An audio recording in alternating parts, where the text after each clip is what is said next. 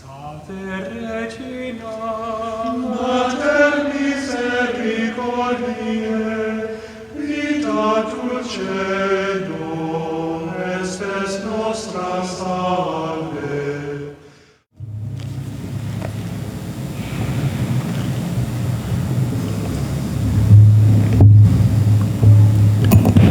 The Lord be with you. A reading from the Holy Gospel according to Luke. As Jesus continued his journey to Jerusalem, he traveled through Samaria and Galilee. As he was entering a village, 10 lepers met him. They stood at a distance from him and raised their voices, saying, "Jesus, Master, have pity on us." And when he saw them, he said, "Go show yourselves to the priests." As they were going, they were cleansed. One of them, realizing he had been healed, returned glorifying God in a loud voice, and fell at the feet of Jesus and thanked him. He was a Samaritan. Jesus said in reply, 10 were cleansed, were they not? Where are the other 9? Has no one but this foreigner returned to give thanks to God? Then he said to them, "Stand up and go. Your faith has saved you." The Gospel of the Lord.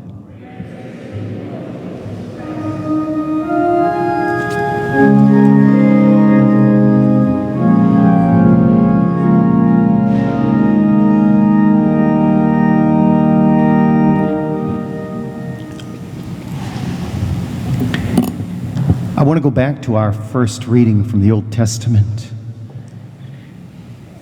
Naaman, an Aramean general, is a leper. People who had leprosy were literally ostracized and cut off from family and friends for the fear of that they were highly contagious. They lived in leper colonies with deplorable conditions. Can you imagine the fear of Naaman and the shame with his prestigious position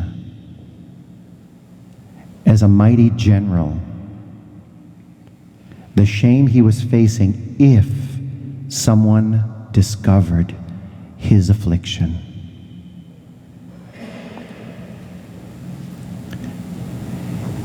Ten lepers, outcasts, separated from family and friends, probably from a leper colony.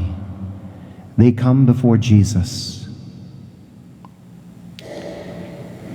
experiencing shame beyond shame. Perhaps the shame might be the bigger part of the leprosy, even over and above the physical affliction. It's shame that makes us feel we're no good. We can't get help. No one will help me. It's shame that makes a Christian feel like I can't go to Jesus. I know he won't forgive me for this. I'm too embarrassed to go to him. Phrases like this are a lie. And lies come from hell. Lies come from the evil one. We are never so far gone that we can't go back to Jesus. And yet shame disables us from going back to him and his mercy. The leprosy of past sins may haunt us. Unscrupulous relationships, perhaps an encounter with an abortion that needs healing, pornography, addictions, unforgiveness. I could go on.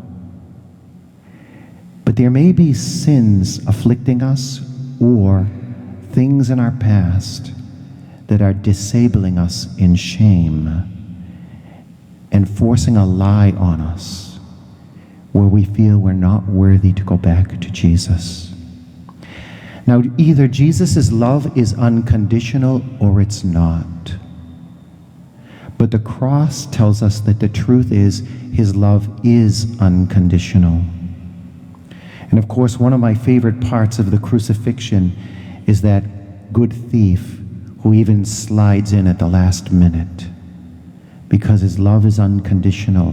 I am not saying these things to give us license for sin or to woo us into complacency.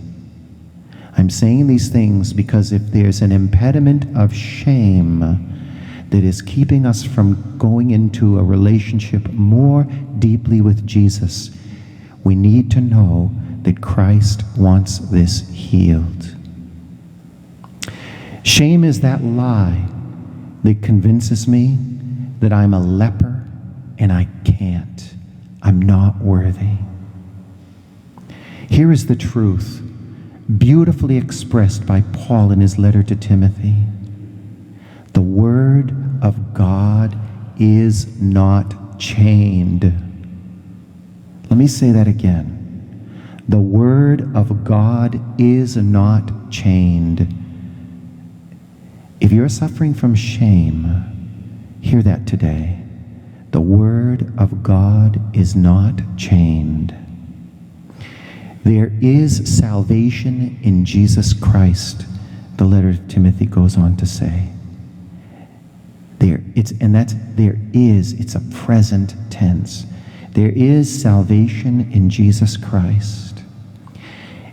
And Timothy goes on to say, if we are unfaithful, he remains faithful.